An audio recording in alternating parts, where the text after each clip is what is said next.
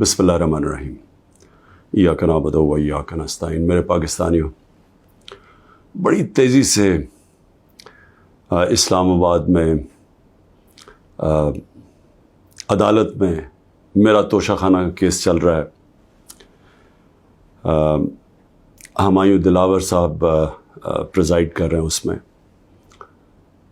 اور ہم نے کوشش بڑی کی ہے کہ چیف جسٹس اسلام آباد ہائی کورٹ، اور ہم بڑی دیر سے کوشش کر رہے ہیں کہ وہ ہمارا کیس ٹرانسفر کریں یہاں ہمایوں دلاور سے، کیونکہ یہ حق ہوتا ہے ایک جو ہر شخص کا، اس کا ہمیں آئین، ہمارا قانون حق دیتا ہے کہ اگر ہمیں ایک اعتماد ایک جج پہ نہیں ہوتا تو ہمارا حق ہوتا ہے کہ ہم اپلائی کریں کہ ہمارا کیس ٹرانسفر کر دیں۔ اور یہ ہم نے تب سے کیا تھا، یہ میں نے کل بھی بات کی، میں پھر بھی آپ کو بتا دوں کہ جب مجھے غیر آئینی اور قانونی طور پہ اٹھایا گیا اسلام آباد ہائی کورٹ سے اور مجھے پولیس لائنز میں رکھا گیا، تو ادھر ایک دم پتہ چلا کہ ہمایوں دلاور صاحب نے عدالت نکالی اور مجھے طلب کر لیا توشہ خانہ کیس پہ، نہ میرا وکیل، نہ مجھے پتہ ہے کسی چیز کا، اور اس کیس میں پھر فرد جرم لگا دیا۔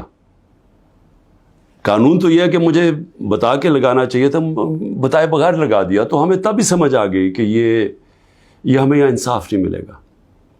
تو اس کے اگلے دن ہم نے تب سے اپلائی کیا اسلام آباد ہائی کورٹ میں ٹرانسفر کا۔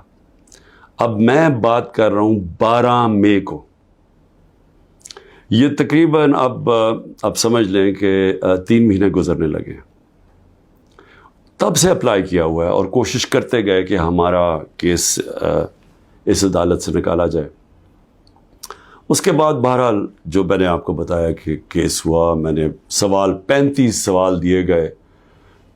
محرم کی 3 چھٹیاں تھیں، بڑی مشکلوں سے ہم نے وہ اکاؤنٹنٹ کو ڈھونڈا۔ اصل میں یہ سارے سوال ٹیکس کے بنتے ہیں، یہ جو اس عدالت میں سوال ہیں یہ ہیں سارے ٹیکس کے، کیونکہ کہا جی آپ نے یہ ڈکلیئر نہیں کیا، آپ نے یہ بیچا، یہ ڈکلیئر نہیں کیا، تو میں نے وہ سارے 35 کے 35 سوالوں کا جواب دیا، اور ہر ایک کا جواب میں کھڑے ہو کے عدالت میں ایک ایک کا جواب دیا۔ تو وہ جو ایک جگہ، اور انہوں نے سرکاری 2 گواہ پیش کیے۔ اب سرکاری گواہ کیا انہوں نے گواہی دینی تھی، تو ہم نے کہا کیونکہ وہ جو جواب ہیں اس کے لیے میرے اکاؤنٹنٹ کی ضرورت ہے، کیونکہ ایک 40 سال سے میرے اکاؤنٹنٹ وہی فرم ہے۔ میرے پاس جو پیسے آتے ہیں، جو میرے خرچے ہوتے ہیں، وہ میں ان کو بتا دیتا ہوں، وہ پھر ٹیکس فارمز بھر دیتے ہیں، وہی الیکشن کمیشن کی فارمز بھرتے ہیں، وہی ویلتھ ٹیکس جو ہوتا ہے وہ بھرتے ہیں، تو ان کے پاس سارا ریکارڈ ہوتا ہے۔ تو اب میں تو نہیں جواب دے سکتا کئی چیزوں کے، تو میں نے گواہ کے اندر اپنے اکاؤنٹنٹ کو کہا کہ وہ بیٹھے، اور وہ جو خاص طور پہ ایک جگہ پہ بات پھنسی ہوئی ہے کہ جی پیسے تو آپ شو کر رہے ہیں، لیکن پیسے کے اوپر آپ نے یہ نہیں لکھا کہ یہ توشہ خانہ کا پیسہ تھا، اماؤنٹ پورا ہے لیکن توشہ خانہ وہ نہیں لکھا۔ تو یہ اکاؤنٹنٹ نے بتانا تھا کہ وہ فارم اس نے جیسی بھی بھری، کیونکہ فارم تو وہ بھرتا ہے۔ بہرحال 1 گھنٹے کا ٹائم دیا گیا اور کہا کہ 1 گھنٹے میں اب یہ نہیں پہنچے گا تو چلو۔ اب اکاؤنٹنٹ 1 گھنٹے میں کیسے پہنچ سکتا ہے؟ یہ کوئی ملٹری ٹرائل تو نہیں ہو رہا۔ اس کو وٹنس ختم کر دی، اور بھی ہم نے بلائے ہوئے تھے وٹنسز جنہوں نے گواہی دینی تھی انہی چیزوں کو، اور جو میرا حق ہے۔ اب ایک فیئر ٹرائل ہوتا ہے کہ آپ کو موقع ملے کہ مجھے ایکیوز کریں، مجھے موقع تو دیں کہ میں اپنی صفائی پیش کر سکوں۔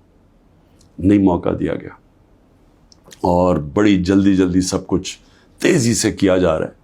چھٹیوں میں کبھی ٹرائل نہیں ہوتا، یہ آج کل عدالتوں کی چھٹیاں ہیں، چھٹیوں کے another day to day trial ہو رہا ہے، جلدی پڑی ہوئی ہے کہ کسی طرح یہ بس جلدی سے ختم ہو جائے، موقع بھی نہیں دے رہا ہے۔ 1 دن کیا ہو جائے گا کہ 1 دن ڈیلے ہو گیا، 2 دن ڈیلے ہو گیا، کون سی قیامت آ گئی ہے؟ وٹنسز آئے، ہم تو مطمئن ہو جائیں کہ ہم نے اپنا کیس پوری طرح لڑا ہے، لیکن چھٹیوں کے اندر بھی جلدی پڑی ہوئی ہے کہ کسی طرح فیصلہ آئے۔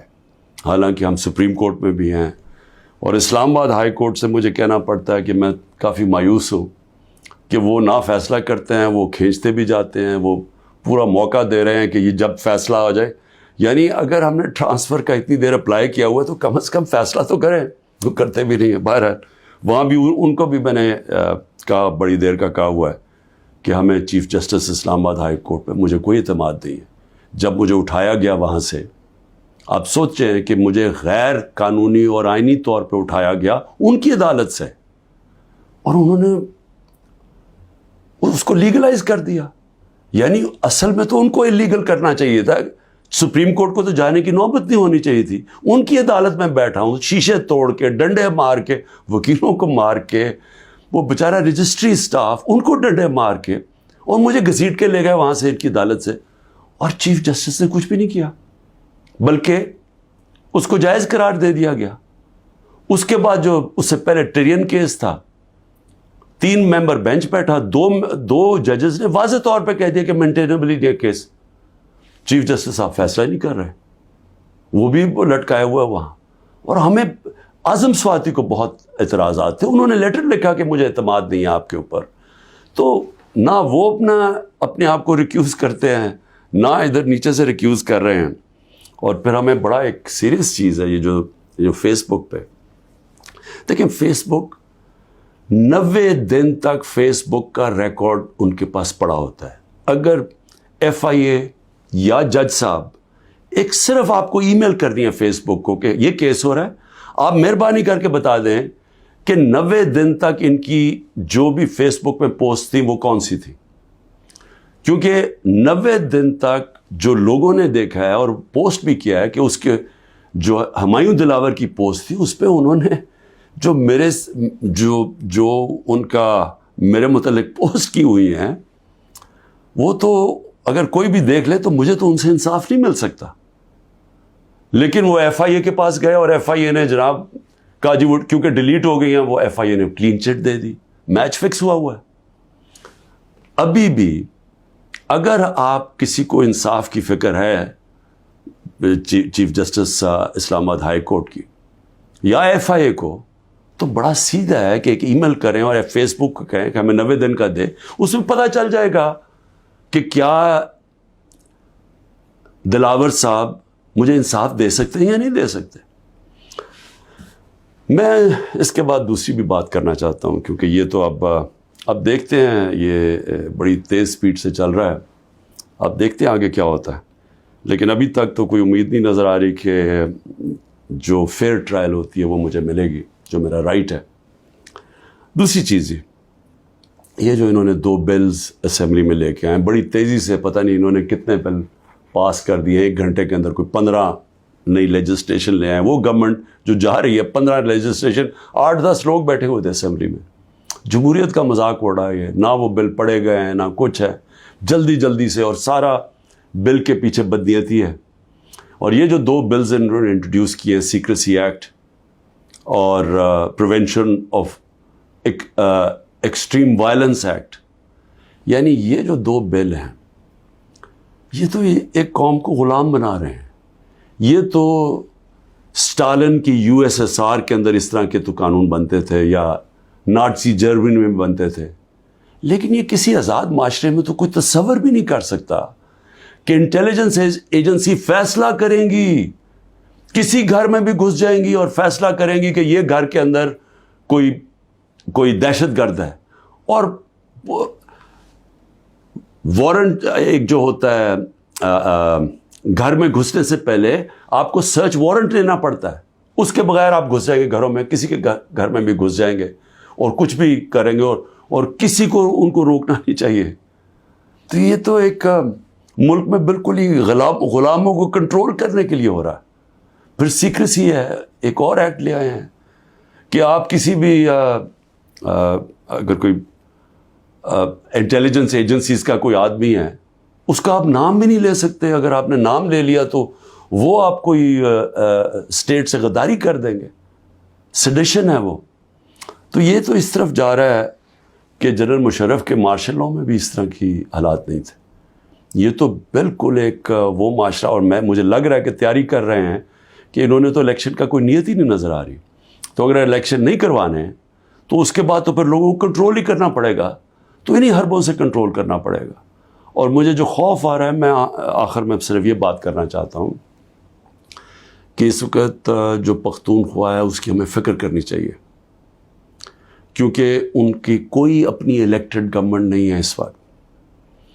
ان لوگوں کو اوپر مسلط کر دیا ہے جن کی کوئی قانونی حیثیت نہیں ہے، اور وہ جو وہاں کر رہے ہیں، جس طرح کی کرپشن ہو رہی ہے اور جس طرح کا وہاں وہ صوبہ آہستہ آہستہ وہاں دہشت گردی بڑھتی جا رہی ہے، لا قانونیت بڑھتی جا رہی ہے، تو وہ تو لوگوں کو پہلی نوجوان وہاں سارے قبائلی علاقے کا جو جس طرح کی تباہی مچی تھی، جس طرح کی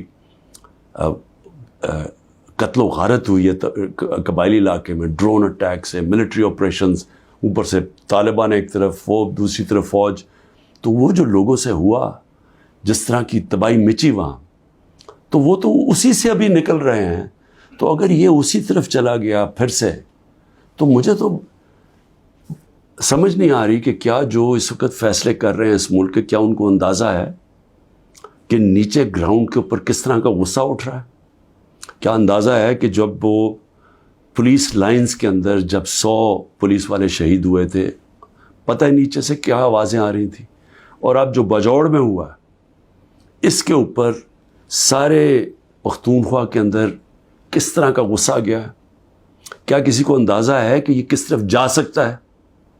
اور میں اس لیے کہہ رہا ہوں کہ بہت ضروری ہے، ایک ہی طریقہ ہے کہ یہ جو نیچے گراؤنڈ کے اوپر غصہ ہے یہ تب نکلتا ہے جب الیکشنز کرواتے ہیں. الیکشنز میں لوگوں کا غصہ نکل جاتا ہے، اور پھر ایک جب منتخب گورنمنٹ آتی ہے لوگ امید لگا لیتے ہیں، اور ہوتا کیا ہے کہ وہ جو سارا ٹیمپریچر ہے وہ نیچے آ جاتا ہے، سٹیبلٹی آ جاتی ہے، استحکام آ جاتا ہے ملک میں. تو یہ جو دوسری طرف ابھی کوششیں ہو رہی ہیں، جو لوگ اس ملک میں جن کا جینا مرنا ہے ان کو خوف آنا شروع ہو گیا.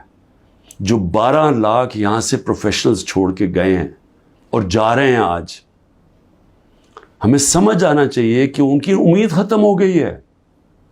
یہ سب سے خطرناک چیز ہے کہ ایک معاشرے میں لوگوں کی امید چلی جائے. تو جس طرف ہم جا رہے ہیں یہاں تو کوئی روشنی نہیں نظر آ رہی، اور اگر انہی لوگوں نے بیٹھے رہنا یا اسی طرح پاکستان میں الیکشنز کے بغیر ایک کنٹرولڈ گورنمنٹ چلانی ہے اور لوگوں کو کنٹرول کر کے چلانا ہے. میں یہ اپنے تجربے سے ایک تاریخ کا ایک طالب علم ہوں، میں آپ کو بتانا چاہتا ہوں جو سیاست میں ایک زیرو سے ایک پارٹی آج سب سے بڑی ماشاءاللہ پاکستان کی پارٹی ہے، جو میرا تجربہ ہے عوام کا، میں آپ کو کہنا چاہتا ہوں کہ یہ پاکستان کو ادھر لے کے جا رہے ہیں.